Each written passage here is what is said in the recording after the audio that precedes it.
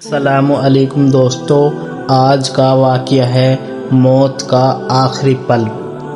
دوستو، دنیا کی زندگی بہت چھوٹی ہے۔ آج ہم ہنس رہے ہیں، بات کر رہے ہیں، اپنے کاموں میں لگے ہوئے ہیں، لیکن ایک دن ایسا بھی آئے گا جب ہمیں اس دنیا کو چھوڑ کر جانا ہوگا۔ قرآن ہمیں یاد دلاتا ہے کہ ہر انسان کو موت کا ذائقہ چکھنا ہے، اور جب انسان کی موت کا وقت قریب آتا ہے تو اس کی حالت بدلنے لگتی ہے۔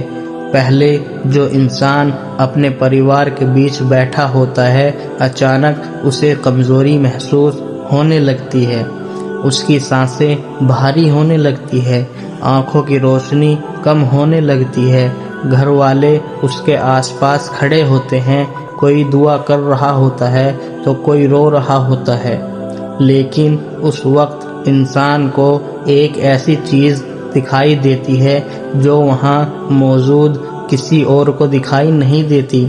حدیث میں بتایا گیا ہے کہ اس وقت انسان کے پاس فرشتے آتے ہیں۔ اگر وہ انسان نیک ہوتا ہے، نماز پڑھنے والا ہوتا ہے، اللہ سے ڈرنے والا ہوتا ہے، تو اس کے پاس رحمت کے فرشتے آتے ہیں۔ ان کے چہرے بہت اجلے ہوتے ہیں، ان سے خوشبو آتی ہے۔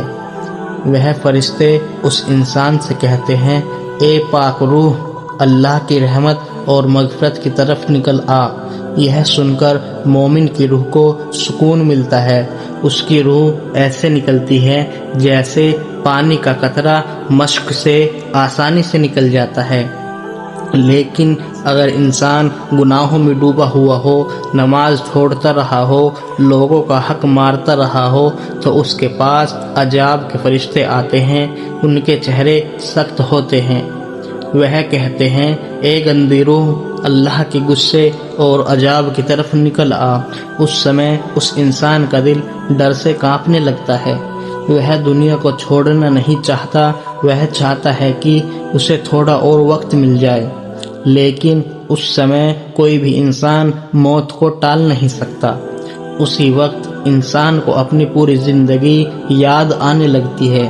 اسے یاد آتا ہے جب اس نے نماز چھوڑ دی تھی، جب اس نے کسی غریب کا حق مارا تھا، جب اس نے کسی کا دل دکھایا تھا۔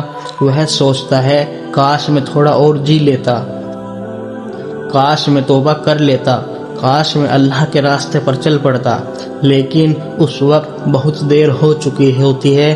قرآن میں بتایا گیا ہے کہ جب موت آتی ہے تو انسان کہتا ہے، اے میرے رب، مجھے تھوڑا واپس بھیج دے تاکہ میں اچھے کام کر سکوں، لیکن اسے جواب ملتا ہے، اب واپس جانے کا کوئی راستہ نہیں۔ دوستو، موت کا وہ پل بہت سچا اور بہت گمبھیر ہوتا ہے۔ اس سمے انسان کو پتہ چل جاتا ہے کہ اس کی اصلی منزل کیا ہے۔ اس لیے سمجھدار انسان وہی ہے جو موت آنے سے پہلے اپنی زندگی سدھار لے، نماز کی پابندی کرے، لوگوں کو حق ادا کرے اور اللہ سے معافی مانگتا رہے، کیونکہ جب موت سامنے کھڑی ہوتی ہے تو توبہ کا دروازہ بند ہو جاتا ہے۔ اب ملتے ہیں ہم آپ کو نیکسٹ پارٹ میں، اس کے لیے آپ چینل کو سبسکرائب ضرور کریں۔